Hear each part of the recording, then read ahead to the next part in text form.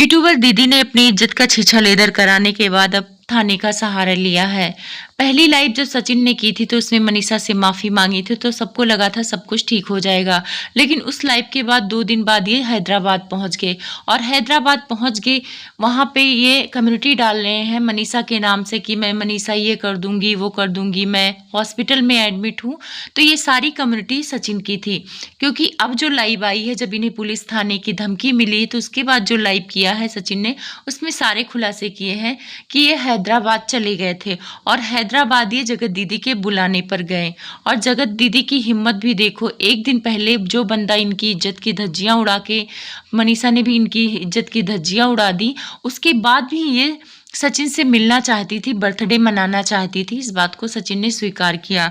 तो इसका मतलब ये होता है कि जगत दीदी चाह रही थी कि मैं इनसे मिलूं और सारी चीज़ें शांत करा पाऊं, क्योंकि सचिन बहुत ज़्यादा इनके कंट्रोल में थे। इस बात को स्वीकार किया है।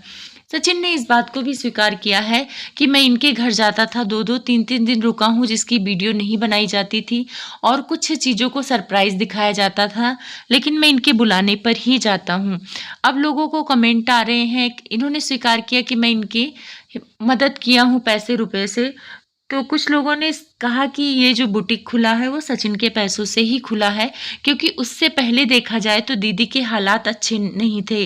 सचिन से मिलने के बाद सचिन ने कहा कि इनके मैंने प्रॉमिस किया था कि तुम्हारे 2 लाख रुपए महीने आएंगे, और वो आने लगे हैं। वो सारी चीज़ें मैंने इनकी हेल्प की।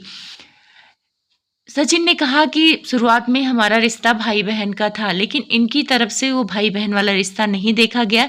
जब ये हमारे घर आई तो ये मेरे आगे पीछे घूमने लगी, और कुछ चीज़ें जैसे सरिता जी ने नोटिस किया और डाटा भी था इस बात को। ये बातें जगत दीदी को सही नहीं लगी और सरिता से और सचिन से कंट्रोवर्सी करा दिया। उसकी मास्टरमाइंड जगत दीदी थी, स्क्रिप्ट उनकी होती थी, मोहरा सचिन थे। इस बात को भी सचिन ने स्वीकार किया। जब मनाली का ट्रिप था तो उसका भी खर्चा सचिन ने दिया था, और वहाँ पे कुछ अजीब सी हरकतें जगत दीदी सचिन के साथ करने लगी। मतलब कभी कभी होता है ना कि लड़के भी गलत नहीं होते हैं, लड़कियां भी अपने तरफ से ऑफर करती हैं तो लड़के फंस जाते हैं। और इस तरह के अगर लड़के फंसते हैं तो कहते हैं बहुत ज़्यादा ही इमोशनली अटैचमेंट हो जाते हैं। तो वही चीज़ जिनका था सचिन का। सचिन को मतलब कहते हैं ना कि दिल आया गधी पे तो हूर क्या चीज़ है। तो इतनी सुंदर बीवी होते हुए भी इनका दिल अगर जगत दीदी पर आ गया तो वो हटने वाला नहीं था, और उनका बहुत ज़्यादा ध्यान रखने लगे। और सब लोग देख भी रहे थे कि 2-3 साल से जब से जगत दीदी से मिले तब से वो मनीषा का ख्याल रखना छोड़ दिए थे। इन्होंने खुद स्वीकार किया कि मनाली ट्रिप पे मेरा और मनीषा का खूब झगड़ा हुआ। इस वजह से मतलब बहुत चीज़ें बिगड़ने लगी। मैं इनके घर जाता था, ये लोग मुझे इमोशनली इतना ज़्यादा मतलब ऊपर पहुंचा देते थे कि मुझे लगता था ये फैमिली मेरे लिए बहुत ज़्यादा मायने रखती है, और इस फैमिली को मैं अपनी फैमिली से ज़्यादा देखता था। तो सचिन के हिसाब से अफेयर की शुरुआत जगत दीदी ने की। जगत दीदी की तरफ से ही मतलब इशारे होने लगे, जगत दीदी ही आगे पीछे घूमने लगी और सचिन का मन उन पे आ गया।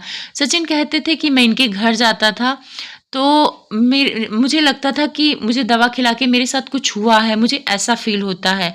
तो इस बात को मैं तो कह नहीं सकती, लेकिन कमेंट्स बहुत गलत आ रहे हैं इस बात को लेके कि कहीं इन लोगों में वो वाला रिश्ता तो नहीं था जो पति पत्नी में होता है। पर इस बात की मैं पुष्टि नहीं करूंगी, क्योंकि सिर्फ कमेंट्स आ रहे हैं। और सचिन ने भी बोला कि मैं कुछ बातें खुल के नहीं बता सकता हूँ, मुझे बताने में भी शर्म आ रही है। और यही बात सेम मनीषा ने भी बोला कि मुझे कुछ बातें बताने में शर्म आ रही है। इसका मतलब इन दोनों के बीच कुछ पति पत्नी वाला रिश्ता तो नहीं है। ये इस बात का मतलब इन लोगों का इशारा तो नहीं है। अगर ऐसा है तो सच में कोई भाई बहन बनाएगा ही नहीं, मुंह बोला तो खास तौर पर नहीं बनाएगा। अब यहाँ आते हैं नीतू दीदी के रिश्ते के बारे में। तो यहाँ पे जगत दीदी के भाई ने नीतू दीदी का भी बहुत अपमान किया, बोला कि घर में घुस के नमक हरामी की।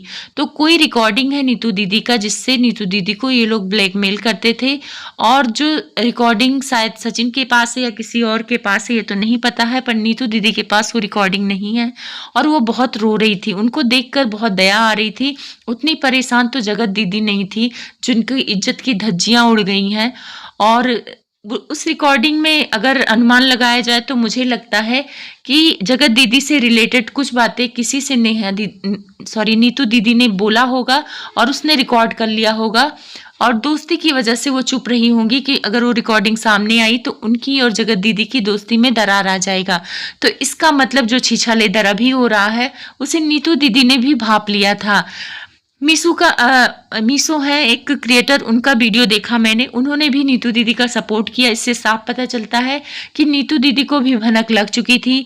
जगत दीदी और सचिन के रिश्ते को सारे क्रिएटर को भनक लग चुकी थी, सरिता को भी लग गई थी। इसीलिए सरिता जी को सबने किनारा करने के लिए जगत दीदी ने सचिन से कंट्रोवर्सी करा दिया। और सचिन अभी बहुत सारे खुलासे करेंगे। अभी तो एक खुलासा, एक वीडियो लेके आए हैं जिसमें इनका भाई लोगों को फ्रेंड बना के लड़कियों को उनसे पैसे लूटता है। 1.5 लाख रुपए लूट लिए हैं और पैसे वापस नहीं किए हैं। कुछ कुल मिला के ये है कि इनका भाई अपनी बहन की सपोर्ट इसलिए कर रहा है क्योंकि उनसे पैसे लेते थे, उनकी कमाई खाता था सचिन के हिसाब से। तो जगत दीदी की तो धज्जियां उड़ गई हैं। अब आते हैं सुमित महल के बारे में। तो सुमित महल के बारे में भी सचिन ने बोला है कि सुमित ने भी मेरे को बहुत समझाया है, यानी सुमित को भी सचिन और नेहा के अफेयर के बारे में पता है, यानी और इनके भाई ने जिस हिसाब से स्वीकार किया है उस हिसाब से तो लगता है कि उनको भी पता है। जिस हिसाब से जगत दीदी की फैमिली इनकी आओ भगत करती थी सचिन की, उस हिसाब से उनको भी पता है कि जगत दीदी का लगाव इनकी तरफ ज्यादा है। रही बात भाई के गले लगना, तो तुमको अगर गले लग के रोना ही है तो तुम मनीषा के गले लग के क्यों नहीं रोती थी। एक वीडियो इनकी वायरल हो रही है जिसमें सचिन कह रहा है मैं इनके कान में कुछ कह रहा हूँ, तो सचिन